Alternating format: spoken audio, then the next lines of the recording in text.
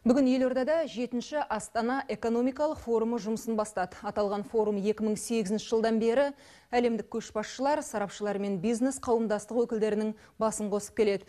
Биыл шараға 10 мыңнан астам адам қатысуда. Оның ішінде 100-ден астам елдің қаржы экономикалық блогынан 130 министр келген. Арнайы қонақтар арасында Малайзия үкіметінің басшысы, Ливия, Грузия, Польша елдері премьер-министрлерінің орынбасарлары бар. Форум аясында 70-тен астам іс-шара өтеді деп жоспарланған. Экономикалық форумның маңыздылығы сырттан ақ байқалады. Делегаттардың бір тобы автобустардан ақтарылып жатса, жоғары лауазымды қонақтар жарқыраған жеңіл көліктерінен асығып түсіп жатты. Кіреберісте оларды жастар бірнеше тілде жапа-тармағай амандасып қарсы алумен болды. Күннің суығына қарамастан әр мейманға күле қарауға тырысады. Бәрімен амандасу керек па? Қарбаластың көкесі іште. Ұйымдастырушылар экономиканың жілігін шағамыз деп келген делегаттардың көңілін музыкамен аулауға тырысқандай.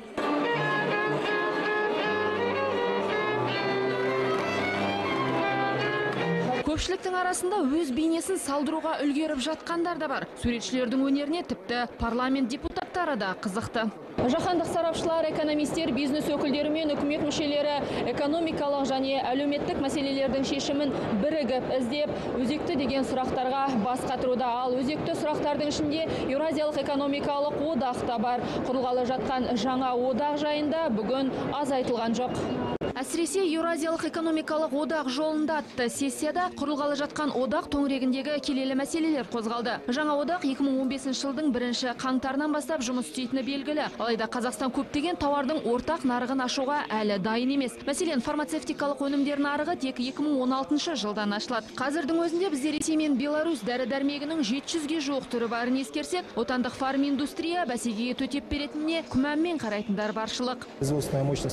Көрші елдердің фармацевтикалық өндірісі әлдеқайда дамыған. Бізде тіркелген препараттардың көптігі де содан. Алайда халықаралық GMP стандарты бар. Сол талапқа сай келмейтін дәрі-дәрмекті кіргізбейміз нарыққа. Алкогольді өнімдер нарығында да талай түйткіл бар. Акциз мәселесі өзекті, өйткені ресейлік акциздер құны жоғары. Дегенмен біздегі алкоголь және темекі өнімдерінің акциздері Ресейдің деңгейіне көтерілмейді деп сендірді лауазым иелері. 3-4 раза ниже. Біздегі алкоголь және темекі өнімдерінің акциздері Ресейге қарағанда 3-4 есе төмен. Және біз оларды Ресей бағаларының деңгейіне көтеріп теңестірмейміз. Кеден одағы елдер арасында алкогольдік өнімдер айналымы бойынша келісім дайындалған. Ол құжатқа қол қойылса, бірталай сұрақтар реттеледі. Ал Еуразиялық экономикалық комиссияның кедендік ынтымақтастық жөніндегі министрі Владимир Гошин кедендік кодекстің дайындалып жатқанын айтты, яғни қағаздың заманы келмеске кетті. Кедендік декларация енді тек электрондық түрде толтырылады. Мы готовим сейчас таможенный кодекс. Біз кеден кодексін дайындап жатырмыз. Енді қағазсыз технологияларға көшеміз. Яғни халық денсаулығына қауіп төндірмейтін бірқатар тауарлар адам қатысуынсыз компьютердің көмегімен жүргізіледі. Ондай тауар түрлерін шекарадан өткізбеу мәселесін компьютер автомат түрде анықтайды. Салмақты сарапшылар мен аузы дуалы экономистердің көңілі көтеріңкі. Әйтсе де кейбір меймандар көкейіндегі күдікті білдіріп жатты. Мәселен, Беларусь өкілдері үш ел арасындағы кәсіпкерлер әріптестігі төмен екенін айтып қалды. Я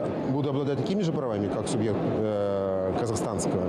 Менде қазақстандық кәсіпкерлерге тиесілі құқық бола ма, жоқ па? Әлде қандай айырмашылықтар болады? Әкімшілік және бизнес шарттары барлығына тең бола ма? Мен Қазақстанға емін-еркін кіре алам ба? Әр елдің өзінің дәстүрі мен жазылмаған талаптары бар ғой.